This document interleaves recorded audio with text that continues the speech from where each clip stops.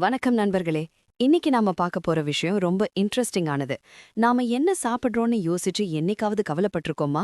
ஆனா நம்ம வயிறு நாம சாப்பிடுற ஒவ்வொரு வாய் சாப்பாட்ட பத்தியும் நம்ம மூளைக்கிட்ட ரிப்போர்ட் கொடுத்துக்கிட்டே இருக்குன்னு சொன்னா நம்புவீங்களா? நம்ம குடலுக்குள்ள வில்லி அப்படின்னு ஒரு வெல்வெட் துணி மாதிரி மென்மையான அடுக்கு இருக்கு. அதுல நியூரோபாட் செல்ஸ் அப்படின்னு ஒரு ஸ்பெஷல் செல்கள் இருக்கு. இத நாம நம்ம வயிற்றோட சென்சார் அப்படின்னே சொல்லலாம்.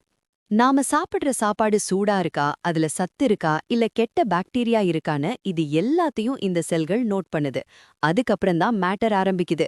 இந்த செல்கள் வேகஸ் நர்வ் அப்படின்ற ஒரு நரம்பு மூலமா வெறும் சில செகண்ட்ல மூளைக்கு சிக்னல் அனுப்புது. அதாவது ஒரு வாட்ஸ்அப் மெசேஜ் அனுப்புற வேகத்துல உங்க வயிறு மூளைக்கு தகவல் அனுப்பிடுது. இப்போ இதுல இருக்கிற சில சைக்காலஜி உண்மைகளை பாப்போம். Butterfly effect. எக்ஸாம் எழுதும்போதோ இல்ல ஒரு ஸ்டேஜ்ல பேச போகும்போதோ உங்க வயித்துக்குள்ள ஏதோ உருட்டுற மாதிரி ஒரு ஃபீல் வருமே, கவனிச்சிருக்கீங்களா?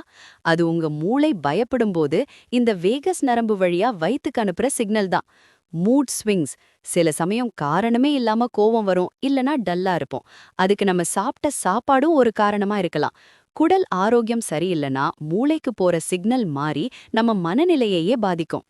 கிருமிகள் ஜாக்கிரதை. இந்த நரம்பு பாதை ஒரு ஹைவே மாதிரி. சாப்பாட்டுல இருக்கிற நச்சுக்கள் இந்த பாதை வழியா மூளைக்கு போகவும் வாய்ப்பிருக்கு. அதனால தான் சுத்தமான சாப்பாடு மூளைக்கு நல்லதுன்னு சொல்றாங்க. அதனால நண்பர்களே, அடுத்த தடவை நீங்க பிரியாணியோ இல்ல பீட்சாவோ சாப்பிடும்போது யோசிங்க.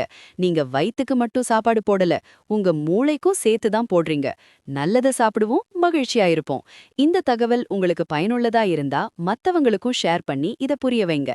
நம்ம பயணத்துல நீங்களும் இணைய அந்த சப்ஸ்கிரைப் பட்டனை அழுத்தி சப்போர்ட் பண்ணுங்க.